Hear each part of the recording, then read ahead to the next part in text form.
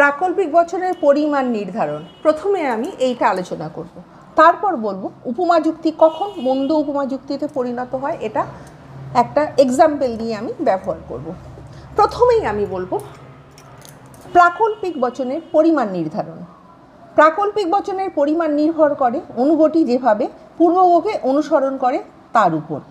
অনুগটি যদি সব সময় পূর্ববকে অনুসরণ করে তবে প্রাকল্পিক বচনটা হবে সামান্য বা সার্বিক। সুতরাং এটা পরিষ্কার বোঝা গেল যে অনুগটা যদি সবসময় পূর্ববকে অনুসরণ করে তবেই সেটা হবে সার্বিক বা সামান্য। এখানে আরও একটা এক্সাম্পল দিলে বোঝা যাবে, যদি সূর্য ওঠে তবে অন্ধকার দূর হবে, এটা সামান্য প্রাকল্পিক বচন, কারণ অনুগ অন্ধকার দূর হবে সর্বদা পূর্বগ সূর্য ওঠেকে অনুসরণ করছে। সুতরাং এই যে অন্ধকার দূর হবে, সূর্য উঠলেই তাহলে দেখা যাচ্ছে যে অন্ধকার দূর হবে।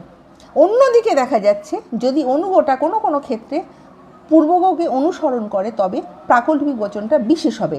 সুতরাং এটা কোনো কোনো ক্ষেত্রে অনুসরণ করছে, এটা সব সময় কিন্তু অনুসরণ করছে না। যদি কোনো কোনো সময় যদি অনুসরণ করে তাহলে সেটা হচ্ছে বিশেষ প্রাকল্পিক বচন। এটা একটা উদাহরণ দেব, যেমন যদি মেঘ করে তাহলে বৃষ্টি হবে, এই বিশেষ এটা হচ্ছে একটা প্রাকল্পিক বচন, কারণ এক্ষেত্রে বৃষ্টি হওয়া এই অনুগটা সর্বদা মেঘ করাকে অনুসরণ করে না। এমন ক্ষেত্র থাকতেই পারে যখন মেঘ করেছে অথচ বৃষ্টি হয়নি।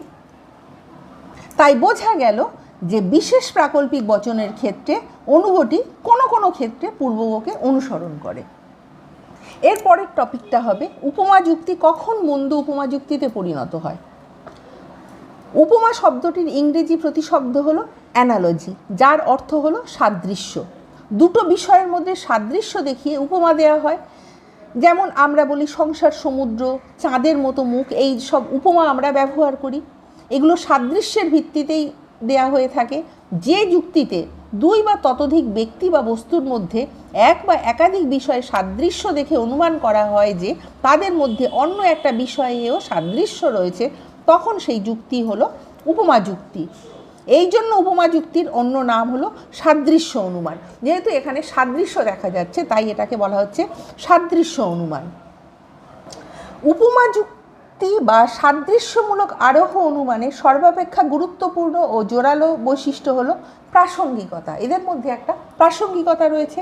উপমা যুক্তির হেতু বাক্যের দৃষ্টান্তগুলোতে যে ধর্ম বা বিষয়গুলোর মধ্যে সাদৃশ্য থাকে সেই হেতু ধর্মের সাদৃশ্য যত প্রাসঙ্গিক হয় সিদ্ধান্ত তত বেশি সম্ভাব্য হয়। এই দৃষ্টিকোণ থেকে উপমা যুক্তি দুই রকমের হতে পারে, একটা হচ্ছে ভালো উপমা যুক্তি